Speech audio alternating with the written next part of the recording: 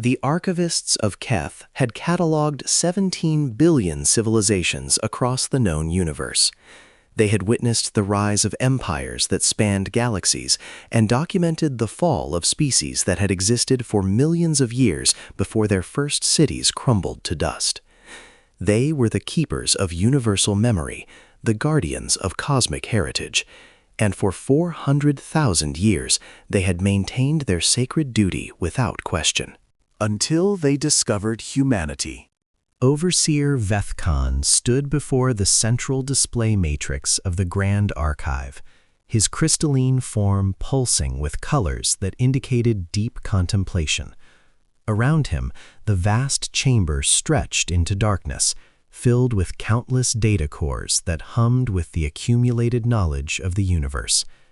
Each core represented a civilization, its art, its science, its wars, its loves, its failures, and its triumphs.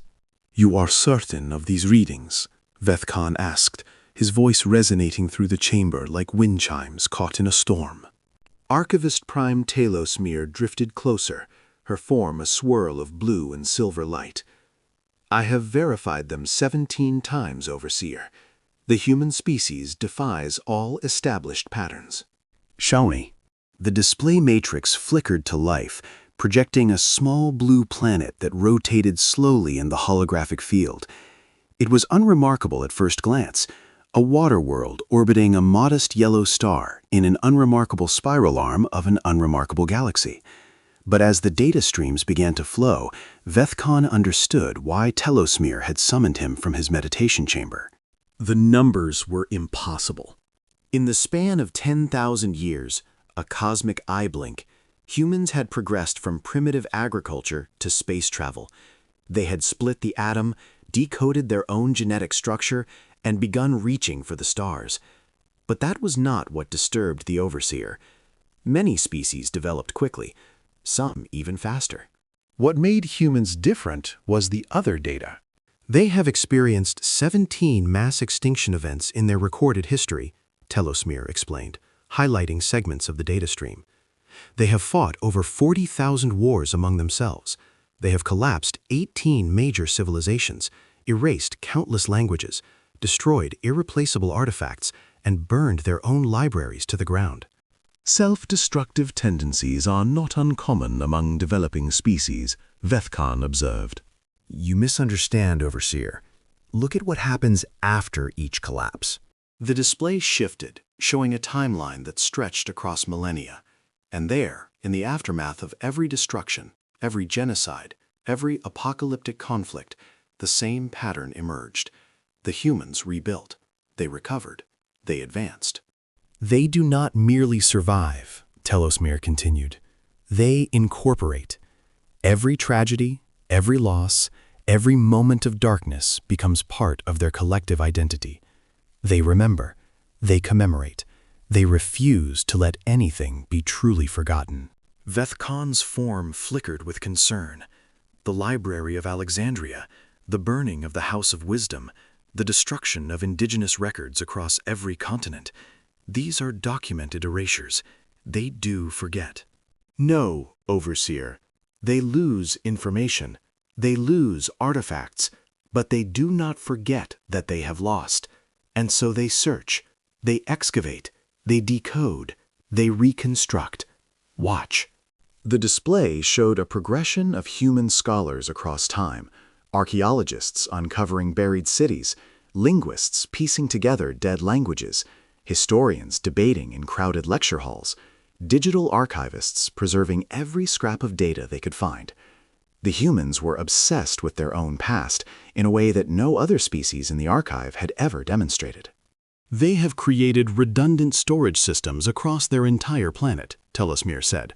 "Multiple copies of every significant work, underground vaults designed to survive nuclear war, seed banks, genetic repositories. They have even launched probes carrying records of their civilization into the void, hoping that someone, somewhere will find them if they are gone." "The Voyager probes," Vethkon murmured, recognizing the data signatures. "And the Arecibo message, and thousands of other transmissions. They are screaming their existence into the cosmos, Overseer. They are determined to be remembered.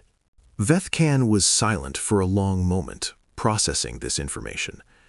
In his 400,000 years of service, he had cataloged civilizations that were far more advanced, far more powerful, and far more widespread than humanity. But he had never encountered a species that clung to its own memory with such desperate intensity. "This presents a problem," he said finally.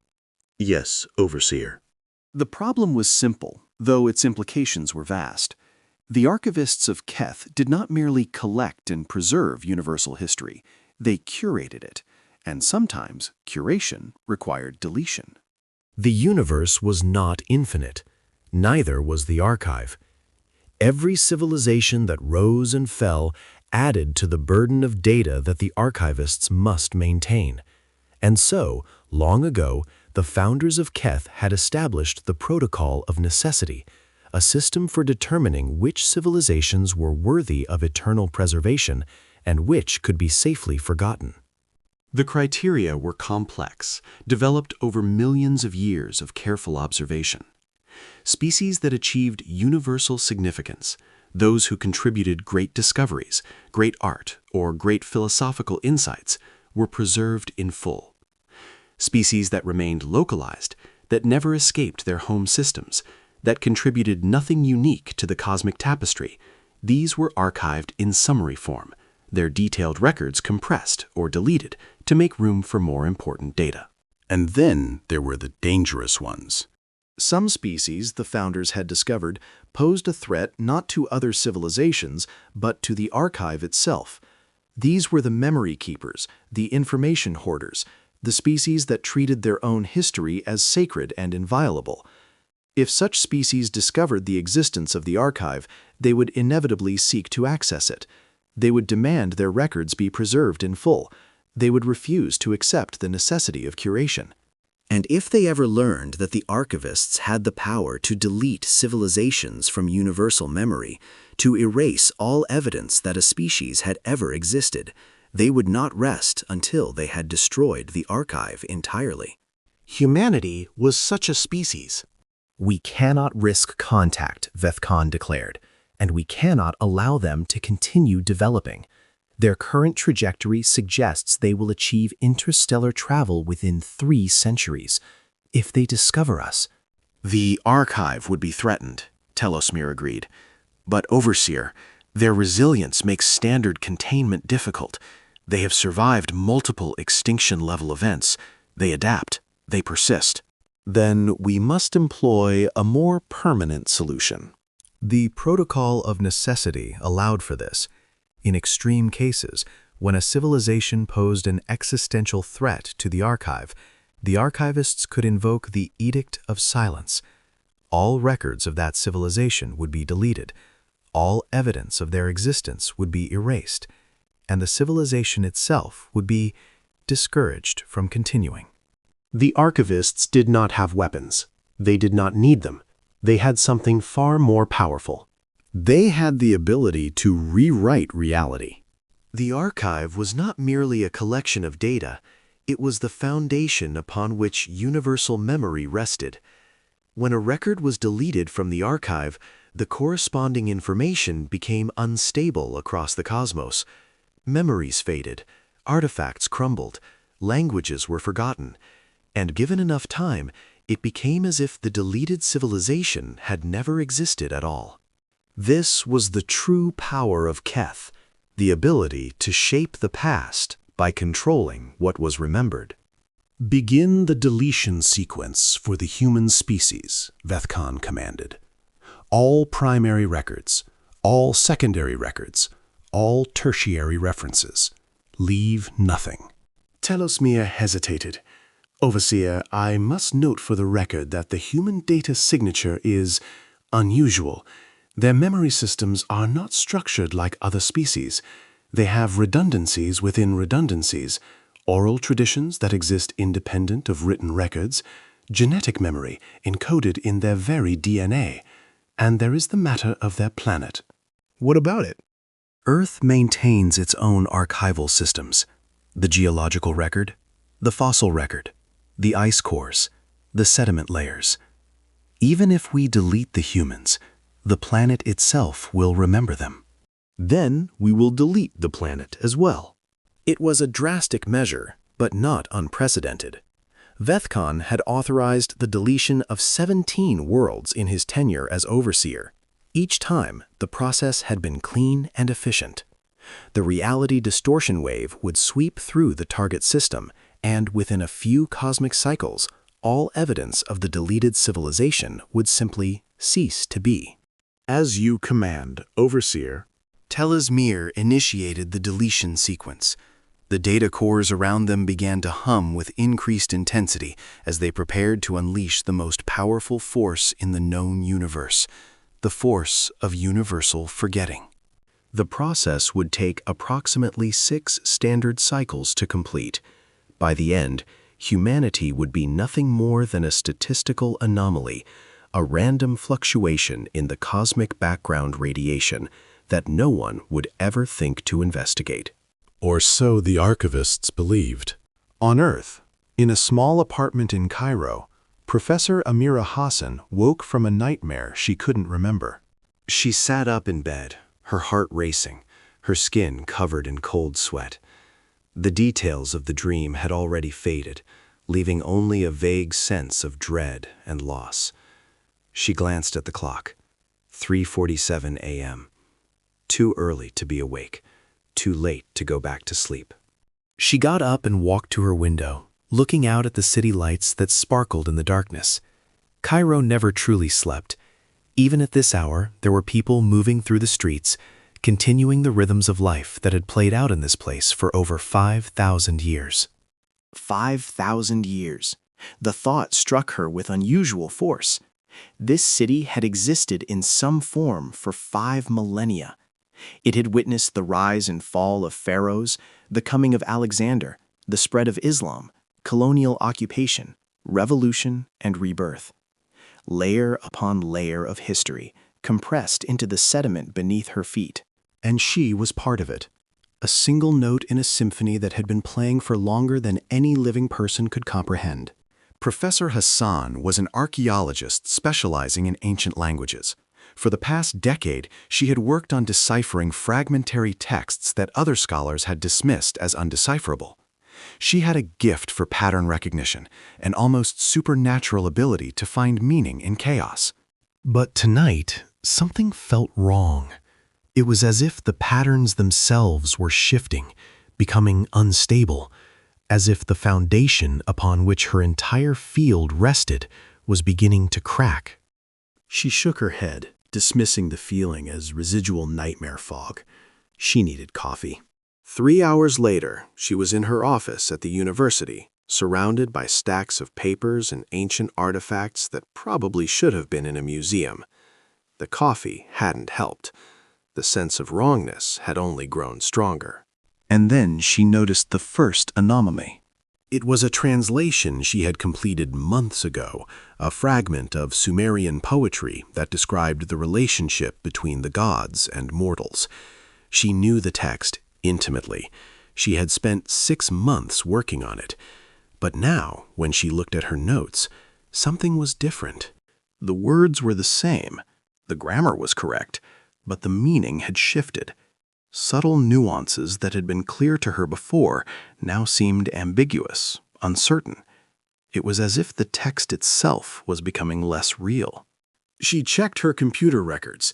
The files were there, but they seemed corrupted, lines of code bleeding into each other, data structures becoming unstable. She switched to paper records. The same thing. Characters that had been crisp and clear now looked faded, as if they had been exposed to centuries of sunlight in a matter of hours. "What the hell is happening?" she muttered. Her phone rang. It was a colleague in Beijing. "Amira, are you seeing this?" The voice on the other end was frantic. "The Oracle Bone collection. The inscriptions are disappearing. Not physically, but people are forgetting them. I showed a photograph to my graduate student, and he couldn't read it. He's been studying Oracle Bone script for 3 years. Before she could respond, another call came through. A colleague in London, then one in New York, then Sao Paulo, Tokyo, Moscow, Melbourne. All of them reported the same phenomenon. Historical records were becoming unstable, artifacts were losing their meaning, and people were beginning to forget. By noon, the news had reached the general public. Ancient texts that scholars had studied for generations were now regarded as indecipherable gibberish. Museums reported that visitors could no longer recognize cultural artifacts that had been famous for centuries. Children asked their parents why they had old photographs of people no one remembered. And it was spreading. Not just ancient history, recent history as well. World War II was still remembered, but the details were becoming fuzzy. People couldn't agree on basic facts. Some insisted that events had happened differently than the record showed. Others simply couldn't remember events at all. It was as if human history was being erased in real time. Dr. James Okonkwo had always believed that the universe operated according to rational, understandable laws. As a physicist specializing in quantum information theory, he had dedicated his career to uncovering those laws and using them to push the boundaries of human knowledge. But what he was seeing now defied everything he thought he knew.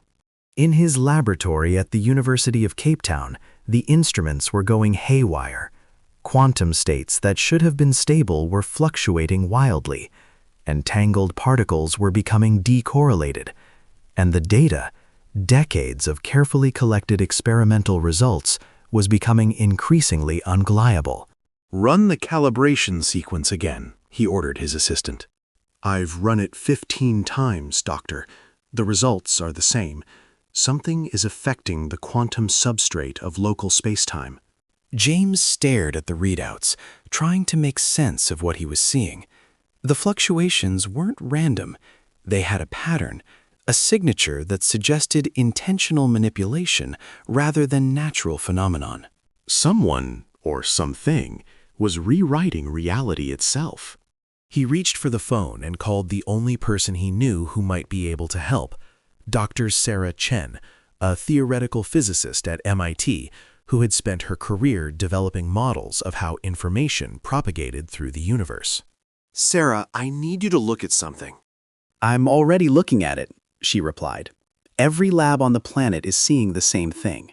Whatever's happening, it's not localized. It's affecting the entire Earth." "Can you identify the source?" There was a long pause. "James, I'm going to tell you something that I don't want you to share with anyone else. Not yet. Not until we understand what we're dealing with." Go ahead. I've been working on a theory for the past 5 years. I call it the archival hypothesis. The basic premise is that reality, physical, tangible reality, is fundamentally informational.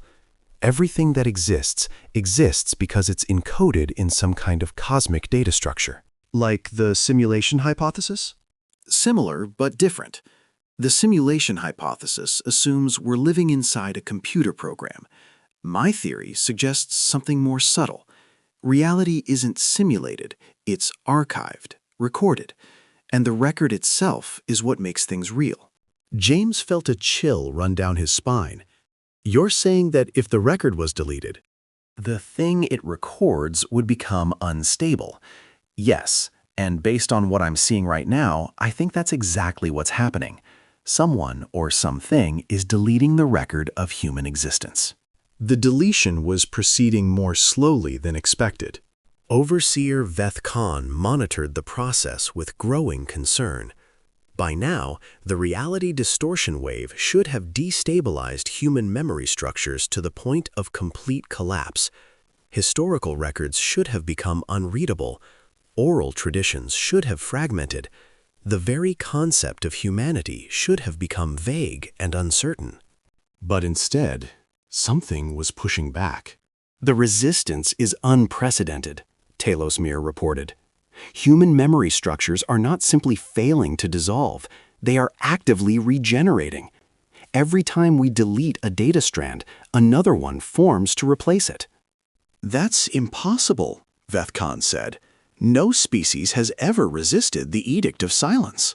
"Look at the readings." The display showed the deletion wave spreading across Earth, But everywhere it touched, it was being met by a counterforce. Not a single unified resistance, but millions of tiny acts of remembrance. Somewhere, a grandmother was telling her grandchildren stories of the old country. Somewhere, a soldier was reciting the names of fallen comrades. Somewhere, a child was learning the words to an ancient song. And each of these acts, insignificant as they seemed, was creating new data strands that the deletion wave could not touch. They are remembering in real time, Telesmere said, faster than we can delete. They are aware that something is wrong, and they are responding by reinforcing their own memory structures. Veth Khan studied the data, trying to understand what he was seeing. The archive was the most powerful force in the known universe. Its deletion protocols had erased civilizations that spanned star systems, that commanded technologies far beyond anything humanity had ever developed. How could a single primitive species resist? Then he saw it. The redundancy, he whispered. It's not in their data systems. It's in them. Every human being was, in effect, a living archive. Their brains stored not just their own memories, but fragments of collective memory, cultural knowledge, historical awareness, linguistic patterns that stretched back thousands of years. And these biological archives were interconnected through social networks, family structures, and shared cultural experiences. Deleting human history wasn't like deleting a computer file. It was like trying to delete a fractal. Every time you removed one piece, the pattern regenerated from the pieces that remained. We need to increase the power of the deletion wave, Veth Khan decided. Push through their resistance. Overseer, if we increase power beyond safe parameters, we risk damaging the archive itself. The feedback effects. I am aware of the risks. Do it anyway. The world was in chaos. In cities across the globe, people had stopped what they were doing and begun to remember. It was spontaneous, uncoordinated, and utterly unprecedented. In coffee shops and subway cars, strangers struck up conversations about their families, their histories, their cultures. In schools, teachers abandoned their lesson plans and simply talked about the past. In nursing homes, elderly residents found themselves surrounded by people desperate to hear their stories. Professor Hassan stood in the middle of Cairo's Tahrir Square, watching thousands of people gathered in what could only be described as a collective act of remembrance. Someone had brought drums, and the crowd was singing old songs, folk songs, revolutionary songs, songs that their grandparents had taught them. Others were sharing photographs, showing them to anyone who would look, explaining who the people in the pictures were and why they mattered. Do you understand what's happening? She asked Dr. Yusuf al-Rashid, a historian who had found her in the crowd. Not scientifically, he replied, but I think I understand it on a different level. Something is trying to make us forget, and we are refusing. How do you fight something like that? The same way humans have always fought extinction, by being stubborn, by passing on what we know, by refusing to let go. Hassan looked at the crowd around her. These weren't scholars or historians. They were ordinary people, shopkeepers, students, taxi drivers, parents with children on their shoulders. And yet, in this moment, every single one of them was engaged in the most fundamental act of resistance possible. They were remembering. In the archive, alarms were sounding. The increased power of the deletion wave had produced unexpected results. Rather than overwhelming human resistance, it had triggered a cascade reaction that was now threatening the stability of the archive itself. Overseer, you need to see this, Telesmere said, her voice strained. The display showed Earth, but something had changed. The planet was glowing with a soft blue light that pulsed in rhythmic patterns. And from that light, data strands were streaming outward, not being deleted, but propagating, multiplying, spreading into the cosmic network that connected the archive to the rest of the universe. They're broadcasting, Telesmere said. Every human memory, every historical record, every piece of cultural information they possess, it's all being transmitted outward. They're seeding the universe with their history. Veth Khan watched in horror as the human data strands began to interweave with the archive's own structures. Wherever the human data touched, it created new connections, new pathways, new redundancies. The archive was being transformed from within. How is this possible? He demanded. They have no knowledge of the archive. They have no technology capable of this. It's not technology, Telosmir said. It's the planet. Earth itself is responding. She pulled up geological data, and Veth Khan saw something that defied all of his accumulated knowledge. The planet's magnetic field was fluctuating in patterns that matched the human memory structures. The tectonic plates were generating harmonic frequencies that resonated with the deletion wave, amplifying human resistance 1,000-fold. The ocean currents, the atmospheric patterns, even the growth of plants and the movement of animals, every natural system on Earth had synchronized with human consciousness. The planet was fighting back. This is impossible, Veth Khan said. Planets don't have consciousness. They don't have memory.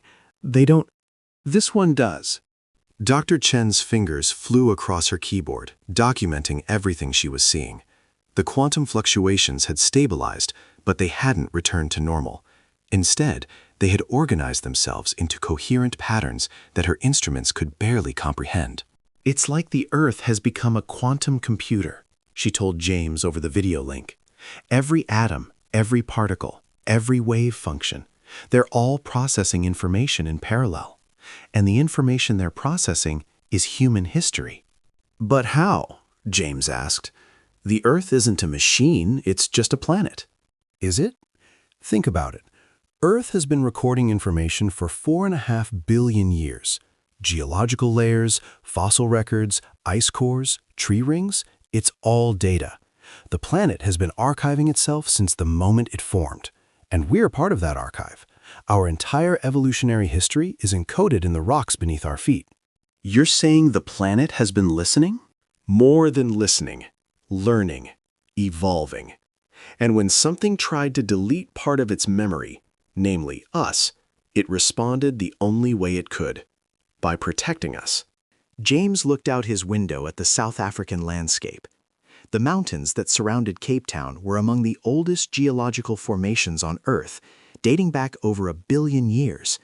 What memories were stored in those ancient rocks? What secrets did they hold? And more importantly, what were they prepared to do to protect them?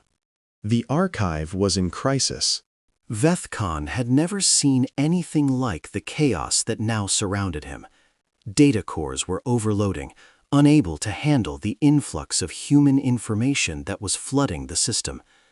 Archivists were scrambling to contain the damage, but for every strand they isolated, 10 more appeared. We have to terminate the deletion, Telosmir said. If we don't, the entire archive could collapse. If we terminate, the humans win, Veth Khan replied. They will have resisted the edict of silence. No species has ever done that. If word spreads, it won't matter what word spreads if there's no archive left to spread it. She was right, and Veth Khan knew it. With a gesture that cost him more than his pride, he ordered the termination of the deletion sequence. But it was too late. The human data strands had already integrated themselves into the archive's core systems. They couldn't be removed without destroying the archive itself. And as Veth Khan watched, something even more disturbing began to happen. The human data wasn't just passive information. It was active, learning, adapting. It was treating the archive as a new environment to explore, a new world to colonize. They're not content with survival, Telosmir observed. They never are. They're expanding. Within cycles, the human data had accessed the records of 17 billion other civilizations. It was reading them, analyzing them, integrating them into its own structure. Human scholars, operating through the quantum link that Earth had established, were doing what they had always done, studying the past, looking for patterns, trying to understand. And they were sharing what they learned. Every civilization in the archive that was still active suddenly received a data burst. It contained a message translated into each species' native language. We are humanity. We were almost forgotten, but we remembered. And now we remember you too. For many of these civilizations, it was the first contact they had ever received from an alien species. For others, it was a reminder that they were not alone in the universe. And for a few, the ones who had also been targeted by the archivists' deletion protocols, it was a lifeline. Species that had been on the verge of being forgotten suddenly found their records being duplicated, backed up, and transmitted to thousands of different locations. The human data network had become a distributed archive, a redundant system that no single deletion wave could ever destroy. "They're protecting the others," Telosmir said, her voice filled with something that might have been awe. "They're making sure that what almost happened to them can never happen to anyone else." 6 months later, Professor Hassan stood before the United Nations General Assembly. The world had changed in ways that no one could have predicted. The events of what was now called the Remembrance, the spontaneous global effort to preserve human history in the face of cosmic deletion, had united humanity in ways that generations of diplomats and peacemakers had failed to achieve. People understood now that they were not alone in the universe. They understood that there were forces out there that could erase civilizations from existence. And they understood that their greatest weapon against those forces was not technology or military might, but memory itself. "We have been contacted by representatives of the entity known as the Archive," Hassan announced. "They have requested formal negotiations regarding humanity's future relationship with the cosmic community." The chamber buzzed with murmured conversations. What kind of negotiations could there be with beings who had tried to erase humanity from existence? "Their proposal is simple," Hassan continued. "They want us to join them, to become part of the Archive, not as subjects to be catalogued and curated, but as partners in preserving universal memory." She paused, letting the weight of her words sink in. "They are afraid of us, not because of our weapons or our technology. We are primitive compared to most species in the Archive. They are afraid of us because we do something that no other species in the history of the cosmos has ever done." She looked out at the assembled delegates, representatives of every nation on Earth. "We refuse to forget. We refuse to let our history be erased, and we are willing to fight, to sacrifice everything to preserve the memory of who we are and where we came from. That refusal, that stubbornness, that determination to remember, it's the most powerful force in the universe. More powerful than their deletion waves, more powerful than their reality distortion technology, more powerful than anything they have ever encountered." "What happens now?" asked the delegate from China. "Now we decide what kind of universe we want to live in. The Archive has been curating cosmic history for millions of years, deciding which civilizations are worthy of being remembered and which should be forgotten. They've been playing God with the memory of the entire universe." Hassan's voice grew stronger. "I say we end that. I say we build a new kind of archive, one that preserves every civilization, every culture, every story, one that doesn't believe in deletion, only in remembrance. The technology exists now. Earth has shown us that. Our planet itself has become an archival system, connected to a network that spans the cosmos. All we have to do is use it." The vote was unanimous. Humanity would not join the Archive as supplicants. They would transform it from within, reshaping it according to their own values, the values of remembrance, of preservation, of the belief that every story deserves to be told. 1 year later, Overseer Vethkan stood before the Reformed Council of the Archive. The chamber was different now. Human aesthetics had crept in, organic curves replacing the stark crystalline geometries that had dominated for millennia. And at the center of the council table sat a small blue planet, projected in holographic detail, rotating slowly, as if to remind everyone present of what had happened. The integration is complete, reported the new Archivist Prime, a position that was now jointly held by Telesmere and Dr. Sarah Chen, who had become the first human to be incorporated into the archive's administrative structure. All deletion protocols have been permanently disabled, Chen announced. The new system is designed around a principle we call cumulative redundancy. Every piece of information in the archive is now backed up across thousands of different nodes. No single point of failure, no possibility of erasure. Veth Khan listened in silence. He had argued against these changes, warning that unlimited preservation would eventually overwhelm the archive's capacity, but he had been overruled. The humans had a different perspective on capacity. They didn't see information as a burden to be managed. They saw it as a treasure to be celebrated. And they had convinced enough other species to adopt this view that Veth Khan's objections had been dismissed as legacy thinking. Perhaps they were right. Perhaps the old ways of the archive had been flawed from the beginning. Perhaps the archivists had made a mistake in assuming that some civilizations were more worthy of remembrance than others. Or perhaps the humans had simply infected the archive with their own peculiar madness, their irrational attachment to the past, their refusal to accept the necessity of forgetting. Either way, the universe would never be the same. Professor Hassan returned to Cairo after the negotiations were complete. She had been offered positions of great power, ambassadorships, council seats, advisory roles that would have given her influence over the development of human cosmic relations for generations to come. She had turned them all down. What she wanted was simple.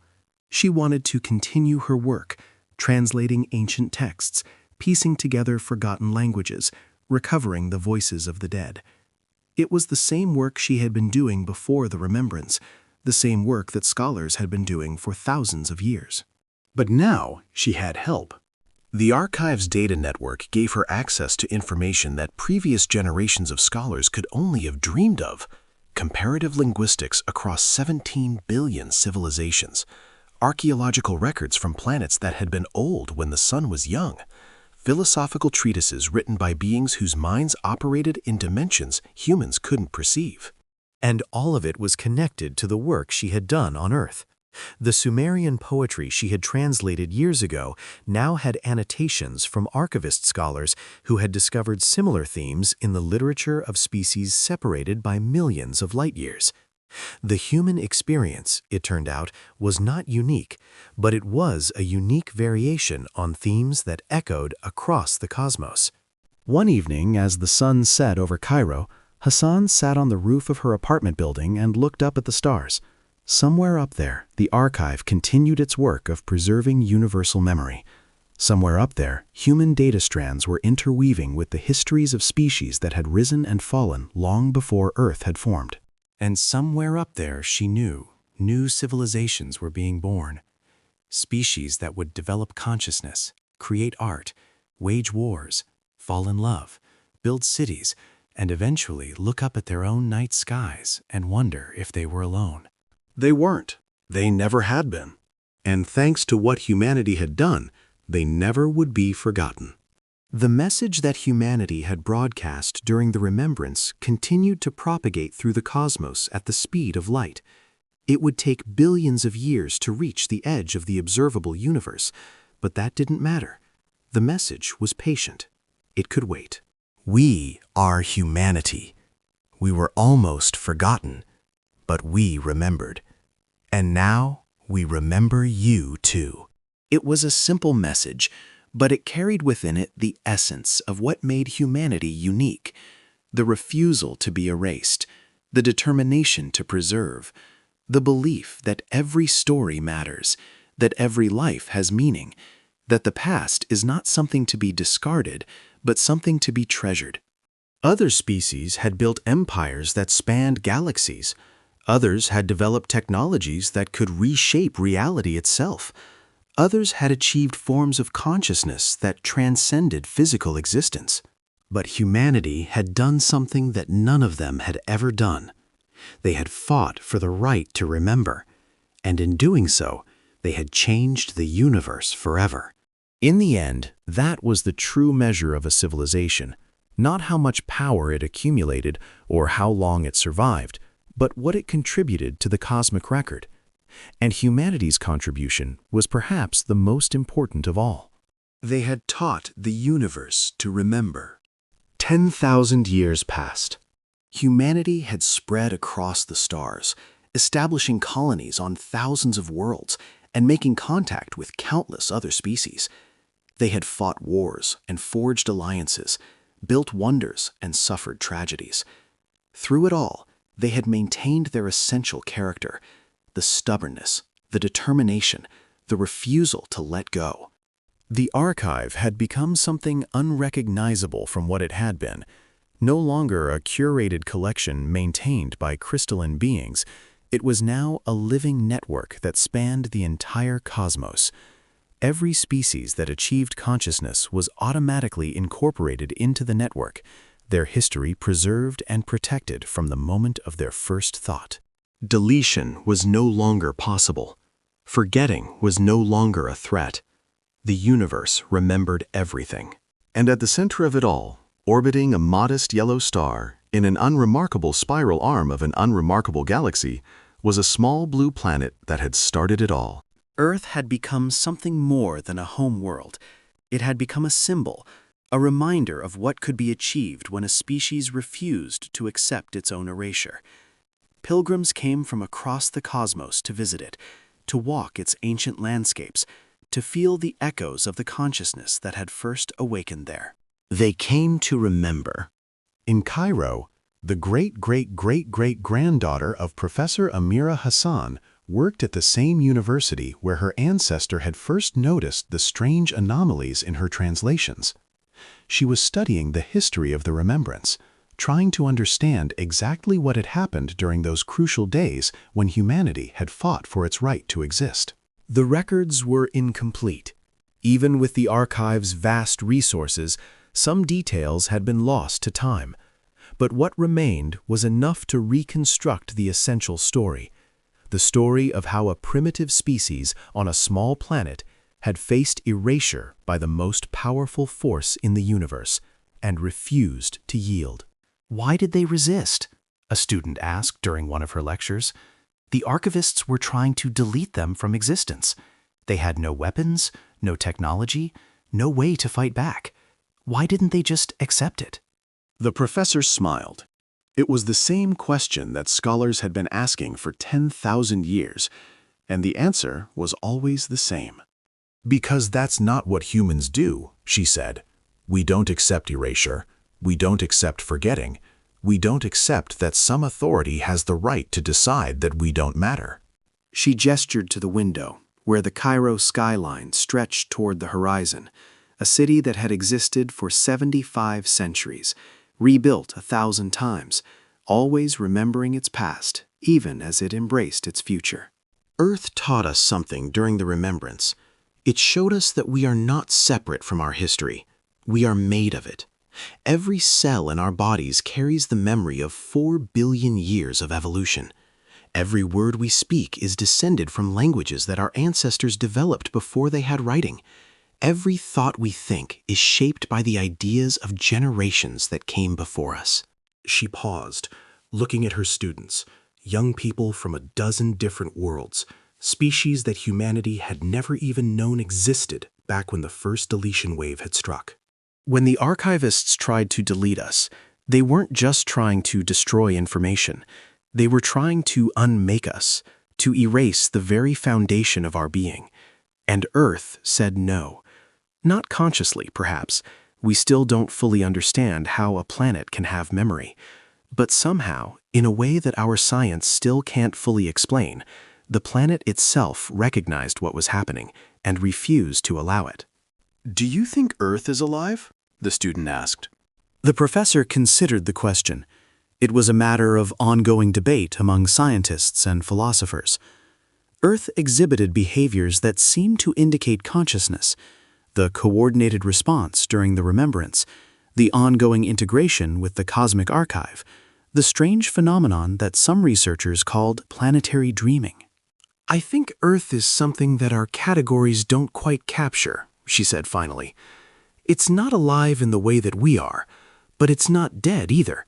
It's something else, something that remembers." Far out in the cosmos, in a region of space that light from Earth would not reach for another billion years, a new species was taking its first faltering steps towards civilization. They were small creatures, no larger than insects by human standards, and their world was a frozen moon orbiting a gas giant in a system with 3 distant suns. They had developed language only a few thousand years ago, and their first cities were just beginning to rise from the ice. They had no way of knowing that they were being watched, not with hostile intent, but with something that might be called affection. The archive's sensors had detected them long ago, and their history was already being recorded, backed up across countless nodes throughout the cosmic network. They would face challenges, as all species did, wars and plagues and natural disasters that would test their resilience. Times of darkness when it would seem that their civilization might collapse into ruin. But they would survive. The archive would make sure of that. And when they finally reached for the stars and discovered that they were not alone, they would find a message waiting for them. The same message that had been waiting for every new species for the past 10,000 years. We are the archive. We remember you. You are not alone, and you will never be forgotten. And embedded in that message, like a hidden signature, was the data pattern of a small blue planet that had once faced erasure and refused to yield. Earth remembered them all. Overseer Vethkan still existed, after a fashion. The crystalline beings of Keth had evolved over the millennia, incorporating new forms and new perspectives as the archive changed around them. Vethkan himself had merged with the network, becoming something more than an individual consciousness, but less than a god. He spent most of his time in contemplation, reviewing the records of species that had risen and fallen across the cosmic ages. It was meditative work, the kind of careful study that the old archivists had always valued. But sometimes he would turn his attention to Earth. He had never forgiven himself for what he had tried to do. The deletion of humanity had been the right decision by the old criteria. The humans were a threat to the archive, and threats had to be neutralized. But the old criteria had been wrong. He saw that now. Every species was unique. Every civilization contributed something irreplaceable to the cosmic record.